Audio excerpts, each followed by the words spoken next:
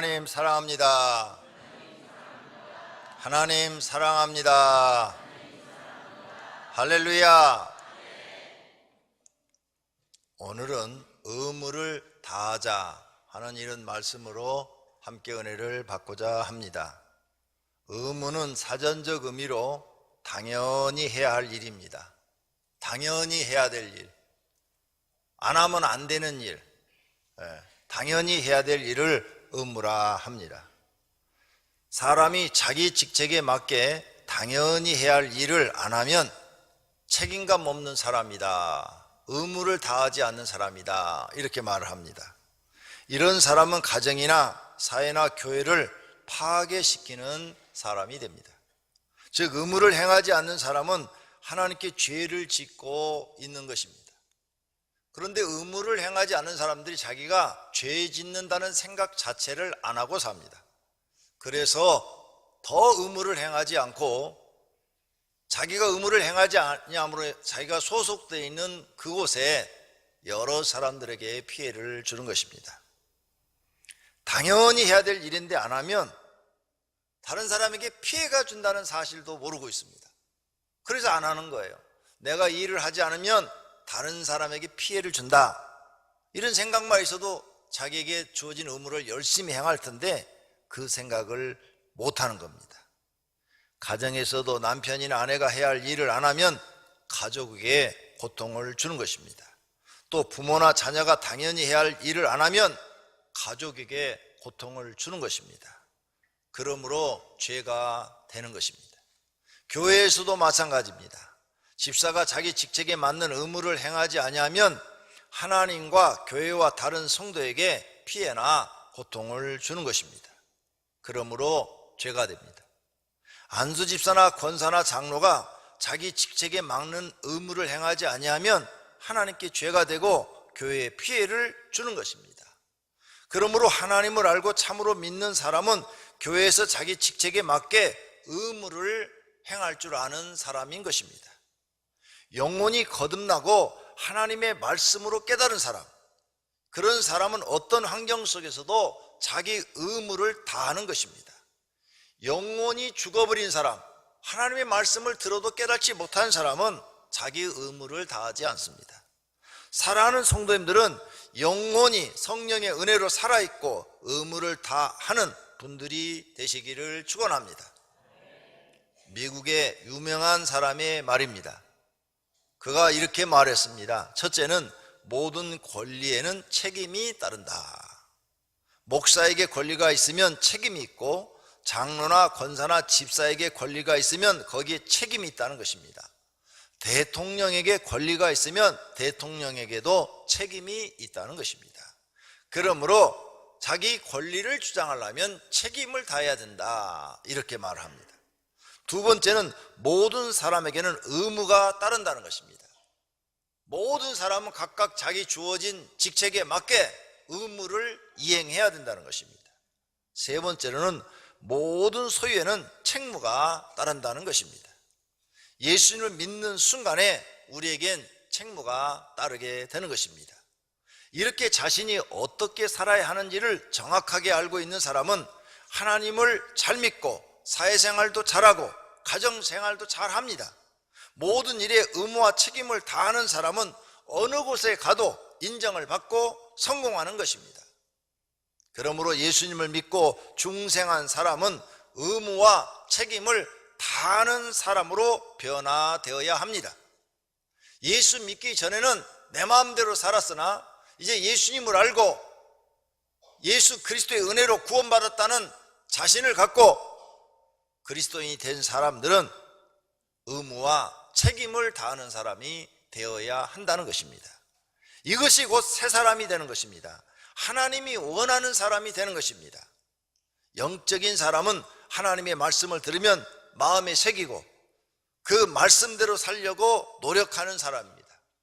육적인 사람은 하나님의 말씀을 듣고 잊어버리고 변화되지 않고 옛사람 그대로 사는 것입니다.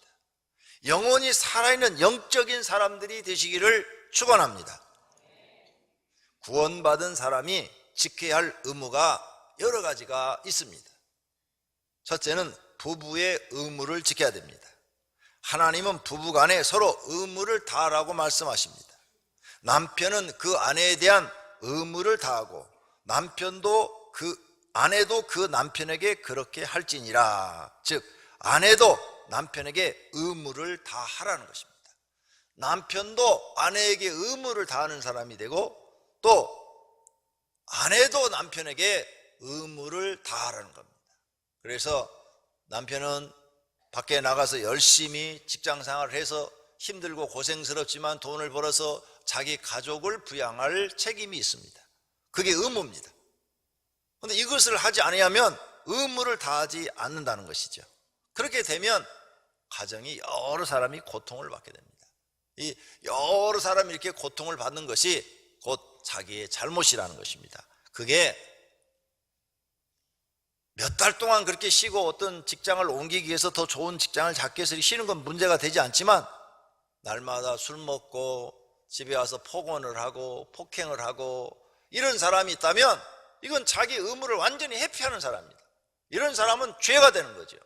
이런 사람은 죄가 돼서 자기 가정을 파괴시키는 겁니다. 이런 사람은 하나님의 심판을 받을 수밖에 없는 것입니다. 그러므로 부부의 의무는 뭐냐? 서로 돕는 것입니다. 여호와 하나님이 이르시되 사람이 혼자 사는 것이 좋지 아니하니 내가 그를 위하여 돕는 배필을 지으리라, 이렇게 말씀하셨습니다.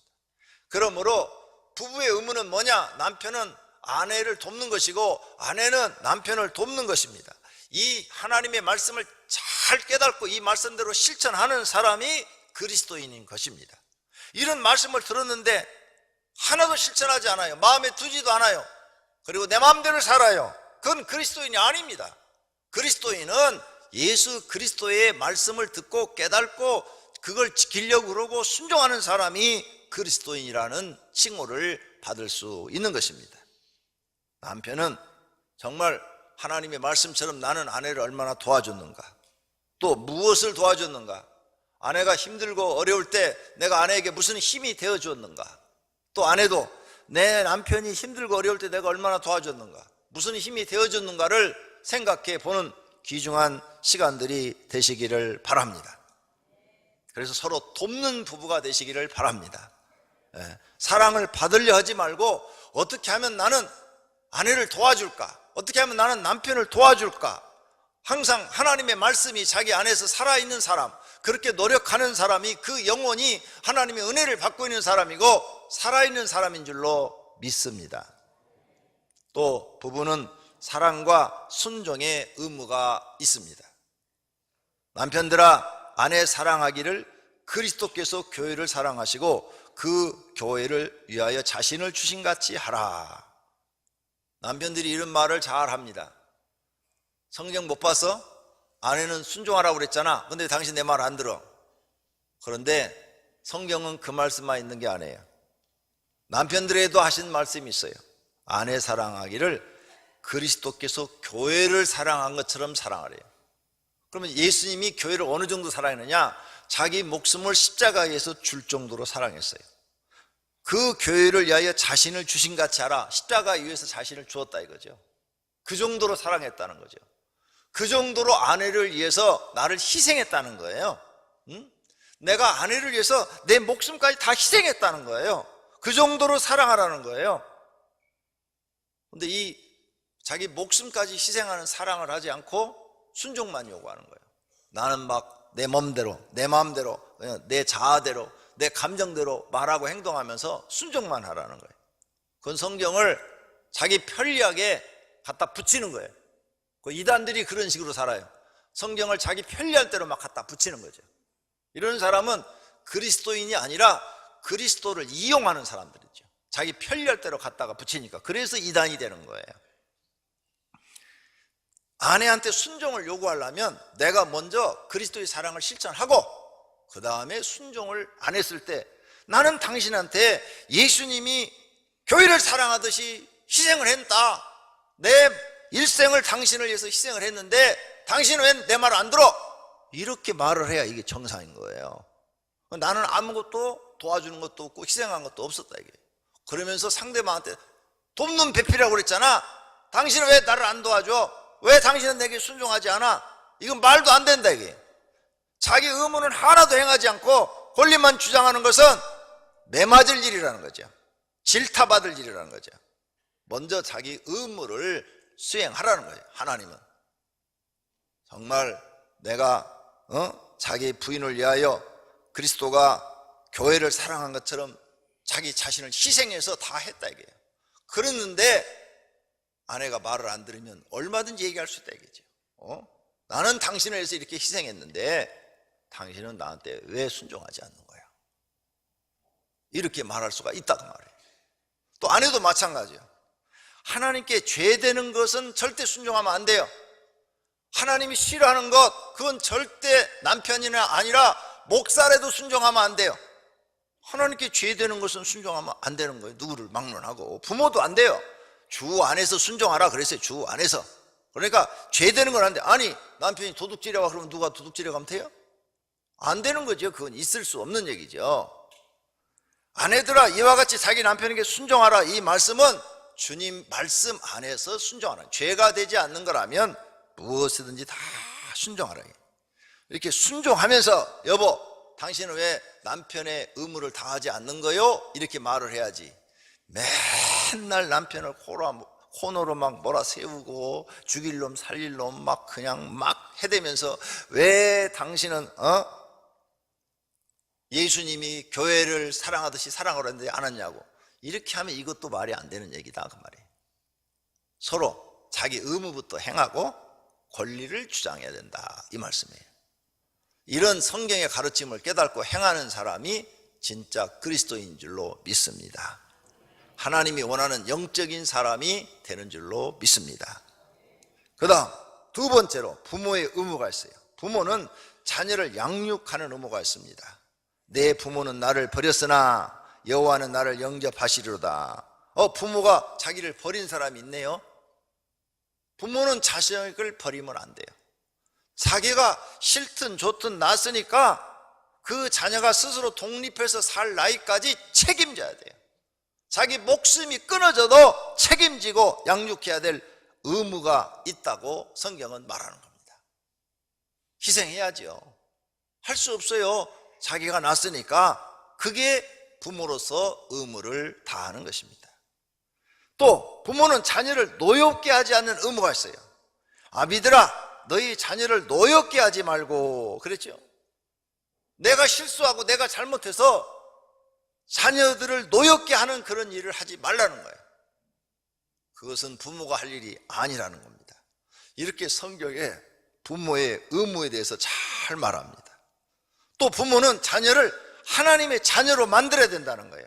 자기 집을 잘 다스려서 자녀들도 잘 다스려 가지고 모든 하나님 말씀에 순종하고 가족에서 공손함으로 복종하게 하는 그런 자녀를 만들어야 된다는 거죠. 그런데 마귀의 자식 만들어놨다. 그것은 부모가 부모의 의무를 다하지 않은 것이다 그 말이에요. 이렇게 부모로서의 의무도 있다는 것입니다. 세 번째로는 자녀의 의무도 있습니다. 자녀는 성경에 십계명에다 넣어놨습니다. 부모를 공경할 의무가 있다고. 내 부모를 공경하라. 그리하면 내 하나님 여호와가 내게 준 땅에서 내 생명이 길리라 하면서 자녀는 부모를 어떤 상황 속에서도 공경해야 되는 거예요. 부모가 나한테 아무것도 해준 게 없어요. 그래도 공경해야 된다는 거예요. 잘해준 부모한테는 공경하고 나한테 못해준 부모한테는 공경하지 말라. 이런 성경은 한 구절도 없어요. 무조건 자녀는 부모가 나한테 잘해줬든 못해줬든 공경할 의무가 있다는 것입니다. 그랬을 때 하나님이 그를 그리스도인이라고 인정하겠다는 거죠. 또 부모에게 순종할 의무가 있어요. 자녀들아 주 안에서 그랬죠? 주 안에서 너희 부모에게 순종하라. 이것이 옳으니라. 죄되지 않는 거, 하나님 말씀에 걸리지 않는 거, 그것만 순종하라. 부모가 야 너 절에 가서 오늘 교회 가지 말고 절간에 가. 그건 순종할 수가 없다 이거죠. 왜? 주 안에서, 하나님의 법 안에서. 이렇게 그 외에는 하나님의 법에 걸리지 않는 모든 것은 순종해라. 시키는 대로 해라. 그것이 자녀의 의무다는 겁니다. 또 부모를 즐겁게 할 의무가 자녀에게 있다는 거죠. 내 부모를 즐겁게 하며 너를 낳은 어미를 기쁘게 하라. 그래서 자녀들은 어떻게 하면 내 부모를 속상하게 하지 않고 마음을 괴롭히지 않고 편안하게 해주고 그리고 우리 부모를 즐겁고 행복하게 해줄까, 그런 의무가 있다는 거예요. 그런데 어떤 자녀들은 부모를 무척 속상하게 하는 나쁜 길로 가는 자녀들도 있다고 말이죠. 이런 자녀는 자기 의무를 다하지 않는 자녀라는 거죠. 오늘 말씀의 제목이 의무를 다하라 하는 말씀이에요. 하나님 우리에게 각각 자기 직책에 맞는 의무를 주셨는데, 사람은 그 의무를 깨닫고 의무를 행하는 사람이 사람다운 사람이라는 거죠. 하나님이 사람을 창조했을 때 사람다운 사람이 되라고 창조하신 거예요. 짐승과 같은 사람이 되라고 창조한 것이 아니에요. 사람과 같은 사람이 되라고 창조하셨는데 자꾸 사람들은 사람의 모습을 버리고 짐승을 닮아가려고 그래요. 짐승. 그러니까 하나님이 그 모습을 보고 그 짐승을 닮아가려는 그 모습이 사탄의 말을 듣고 그렇게 변해가니까 심판해 버리시는 거예요. 그래? 너희들은 사람 되기 싫어하는구나, 짐승 되기를 원하는구나. 그래서 요한계시록에 보니까 짐승에 처하는 일에 처하리니 하고 지옥으로 싹 보내버린다는 거죠. 그래서 우리가 사람다운 사람이 되려면 의무를 행할 줄 아는 사람이 되어야 하는 것입니다. 네 번째로는 교인의 의무가 있습니다. 우리는 예수 그리스도의 십자가의 은혜로 죄인들이 구원받았습니다. 어느 정도 우리가 죄인이냐? 절대 천국에 들어갈 수 없는 죄인들입니다. 그리고 우리는 자동적으로 지옥에 가서 영원토록 고통을 받을 죄인들입니다. 한 사람도 자기 행위로는 천국에 들어갈 수가 없습니다. 그런데 예수님께서 십자가에서 그 죄를 짊어지시고 대신 죽어서 우리 죄를 대속하시고 그 사실을 믿고 자기가 죄인인 걸 깨닫고 회개할 줄 알고 하나님 앞에 나와서 하나님 나는 죄인입니다, 내 죄를 용서해 주시니 감사합니다, 이렇게 고백할 줄 아는 사람들을 구원해 줬다 그 말이죠. 이 은혜가 얼마나 크냐 이제. 이 은혜를 알아서 하나님 앞에 감사의 예배를 드릴 줄 아는 사람, 그런 사람이 교인의 의무를 행할 줄 아는 사람이라는 거죠. 구원받은 사람, 예수 그리스도의 십자가의 보혈로 구원받은 사람은 반드시 하나님 앞에 감사의 예배를 드릴 수 있어야 됩니다. 그게 의무인 것입니다. 감사로 제사를 드리는 자가 나를 영화롭게 하나니 그의 행위를 옳게 하는 자에게 내가 하나님의 구원을 보이리라 그러셨어요. 그러므로 예배는 감사의 제사를 드리는 거예요. 감사의 예배. 그리고 이 예배는 어떤 인간도 받아서는 안 됩니다. 정말 받아서는 안 됩니다. 지금 이 예배는 여러분 목사를 보기 위해서 나왔다면 여러분 오늘 예배 실패자입니다. 가인입니다. 가인. 예배 실패자는 가인이고 예배 성공자는 아벨이에요. 목사의 설교를 들으러 나왔다, 그건 여러분 완전히 여러분 예배 실패한 겁니다. 여러분 오늘 하나님을 경배하러 나오신 겁니다. 나를 구원하신 하나님, 나의 일정한 동안에 나의 영과 내 육을 책임져 주시고 지켜주신 그 하나님을 감사해서 찬양하고 경배하는 것이 예배입니다. 그러므로 이 예배는 어떤 사람이 받아도 안 됩니다. 목사가 받아도 안 되고 성가대가 받아도 안 되고 여기 오늘 누구도 사람은 예배를 받을 수가 없습니다. 예배를 받으실 분은 인간을 구원하신 하나님 한 분밖에 없는 줄로 믿습니다. 그런데 요즘 교회들이 예배 시간에 사람이 다 받게 만듭니다. 예배가 뭔지를 모르는 거예요. 하나님이 어떤 분인지 아직 잘 모르는 거예요. 그냥 하나님은 사랑의 하나니까 무조건 다 덮어주시고 다 이해하시고 다 용서하시고 이런 하나님인 줄 알고 있어요. 만약 그렇다면 한 명도 지옥 안 가죠.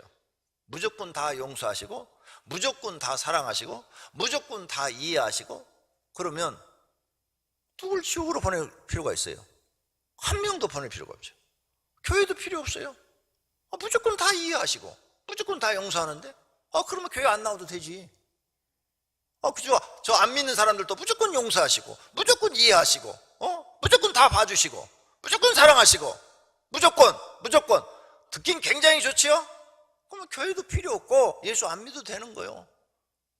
살인자도 강도도 20명을 죽인 사람도 사이코패스도 무조건 용서하시고 무조건 사랑하시고 무조건 이해하시고 성경을 그런 식으로 해석하면 그 사람은 망합니다. 하나님은 그렇게 말씀한 적이 없어요. 우리를 사랑한다는 말씀도 하셨지만 하나님이 원하는 삶을 살지 않으면 심판하시겠다는 말씀도 하셨다는 거예요. 양면을 다 말씀하셨는데 한쪽 말은 다 빼버리고 사랑만을 그렇게 무조건으로 다 얘기해버리면 이 세상에 지옥 갈 사람이 아무도 없죠. 그러면 사람만 그래요? 마귀도 그럼 지옥 보내면 안 되죠? 마귀도 무조건 하나님이 사랑하시고 무조건 이해하시고 무조건 용서하시고 무조건 봐주시고, 그러면 지옥 갈 마귀가 하나도 없죠. 성경 잘못 보는 겁니다. 아무리 내가 성경을 읽어봐도 그렇게 돼 있지 않아요. 여러분, 예배는 우리가 감사해서 오직 하나님께만 드린다는 사실을 믿으시기를 바랍니다. 그리고 우리 성도에 구원받은 사람의 의무예요. 하나님, 나는 예수 그리스도의 은혜로 구원받았으니 오늘 하나님 앞에 예배 드립니다. 하나님을 경배합니다. 감사해서 예배를 드립니다. 이게 우리의 의무다, 그 말입니다. 이걸 하는 사람들은 구원받은 사람이요 영적인 사람인 줄로 믿습니다. 할렐루야. 또 교인의 의무는 기도가 의무예요. 쉬지 말고 기도하라. 그랬으니까 하나님과 나와의 대화가 계속 이어지도록 쉬지 말고 기도해야 되는데, 기도를 안 하면 어떤 영혼이든지 하나님과 거리가 멀어집니다. 부부도 한 집에 살면서 1년 동안 말 한마디도 안 하면 남처럼 됩니다. 한 달만 부부 얘기 안 해보세요. 남처럼 돼요. 저 사람이 나를 안 좋아하는가? 이렇게 오해하고 이상하게 됩니다. 거리가 멀어집니다. 하나님과 여러분이 기도를 안 하면 거리가 멀어져요. 부모와 자식도 1년 동안 말 한마디 안 해봐요. 남처럼 되지. 근데 하나님 앞에 어떻게 기도를 안 하고 삽니까? 그러니까 남처럼 사는 거예요. 남처럼. 완전히 관계가 끊어질 수도 있다는 걸 아셔야 됩니다. 그래서 교인의 의무는 기도인 겁니다. 그 다음, 교인은 물질과 몸을 드리는 헌신의 의무가 있습니다.